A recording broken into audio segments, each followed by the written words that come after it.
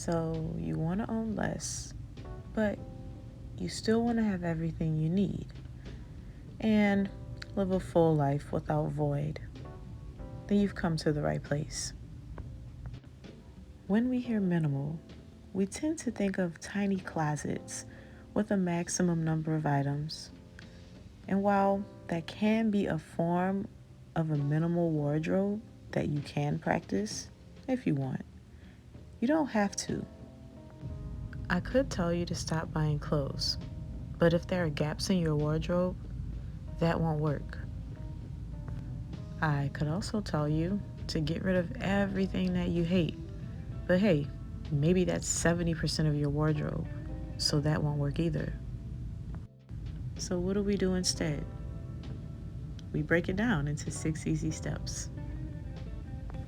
Step 1: break rules reasonably if they don't apply to you.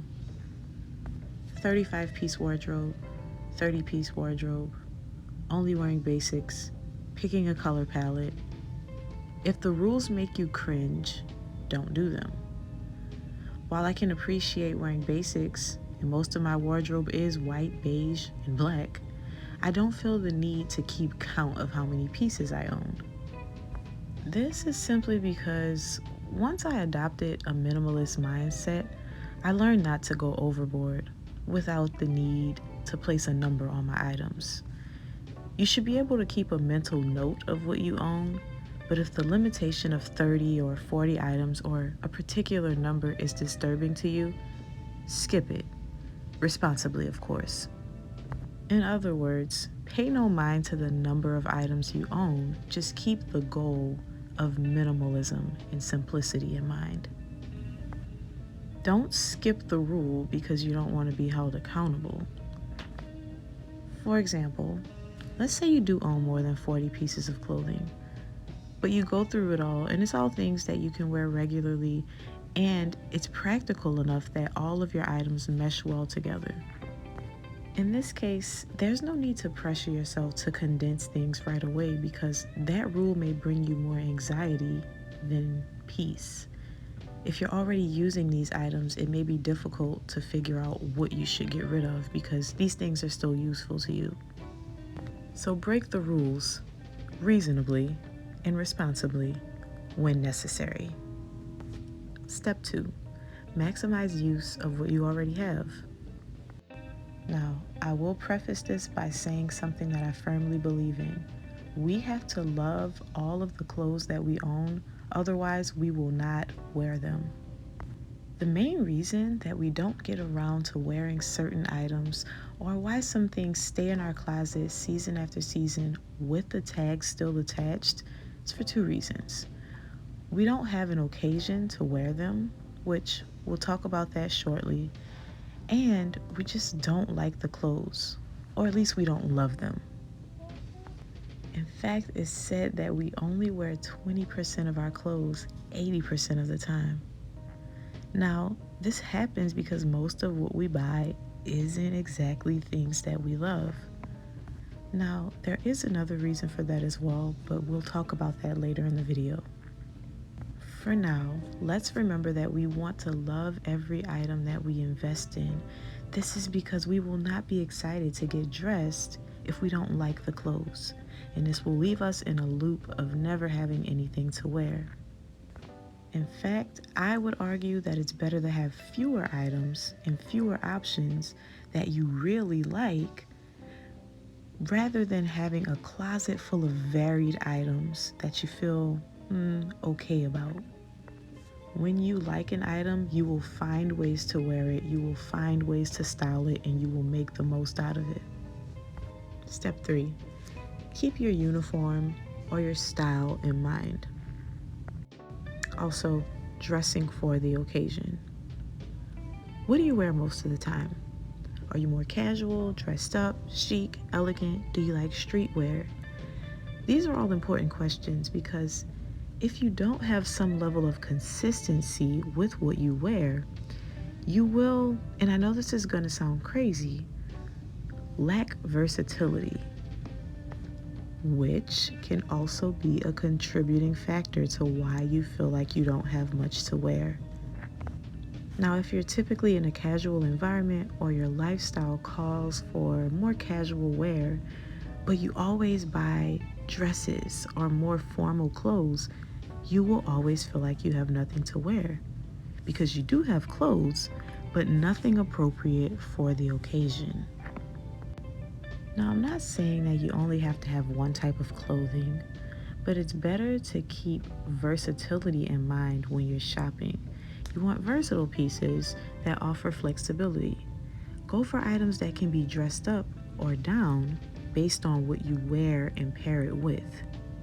When going through the process of shopping and when going through the process of decluttering your closet, ask yourself if what you're buying or getting rid of can be paired with other items that you already own. You also want to ask yourself if it's realistic for you to wear these items on more than one occasion. Bonus, can they be transitioned from season to season so that you get the most out of your clothes with the ability to wear them year round? Now, that's not always practical, but it is something good to keep in mind because that gives you even more wear out of your items. Step 4, de-influence yourself. Now, I love the fashion girlies as much as the next person, but you'll never stop buying if you have someone constantly showing a shopping haul or sharing a discount code. Now, I understand if you need the inspiration, I highly recommend just using Pinterest and nothing else because it will do the trick. But scrolling and constantly seeing new, that's just gonna have you reaching for your wallet on multiple occasions. Go ahead and unfollow all of the fashion influencers just to spare yourself during this season.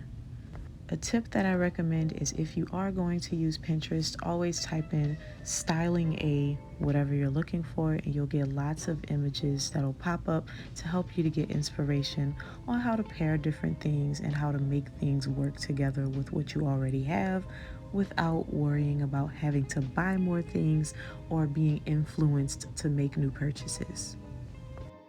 Step 5, shop your closet first, then shop the gaps.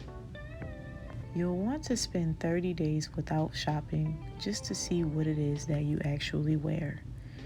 And during that 30 days, create a wish list of items that you wished you had, items that would have made the outfit complete.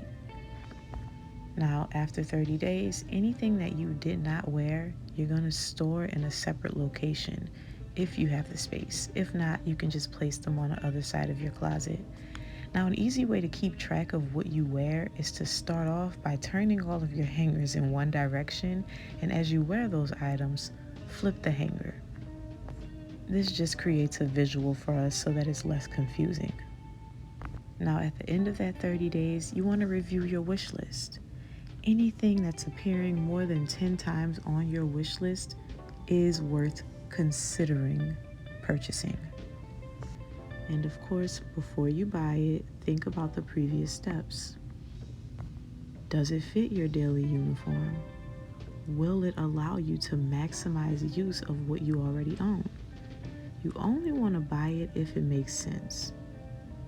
Now, getting back to the items that we stored in a separate location, keep them separate for 30 days. If you do not even think of these items or need to go back and unpack them so that you can use them at some point, that's indicative of your need for them. You actually don't need them.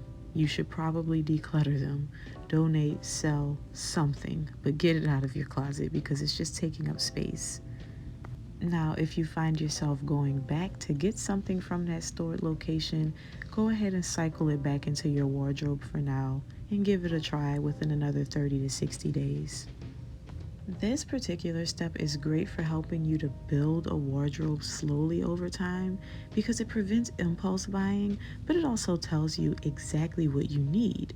Because if you went 60 days without touching something, season permitting obviously, you obviously don't need it. It's definitely worth it to continue this process over and over only purchasing new items when you're replacing worn out pieces or when you find gaps in your wardrobe. Step 6. Add personality and even more versatility with accessories. Now, you don't need to have a lot, but having belts, brooches, scarves can really change the way that an outfit looks and can make a difference in how casual or formal an outfit even appears. Accessories can also help to create more excitement, especially when we're dealing with a smaller wardrobe or a simpler wardrobe, even. We may get tired of seeing the same things over and over, but accessories can help us to create a new look so that it doesn't get boring to us. Now, I do like to keep my accessories simple, but I also like for them to be able to complement multiple outfits. So you want to consider your personality and do what works for you in this category. And that's it. Whether you're more casual or whether you're more dressed up and fabulous, these rules will work for you if your goal is to have a simple and more minimal wardrobe before 2024.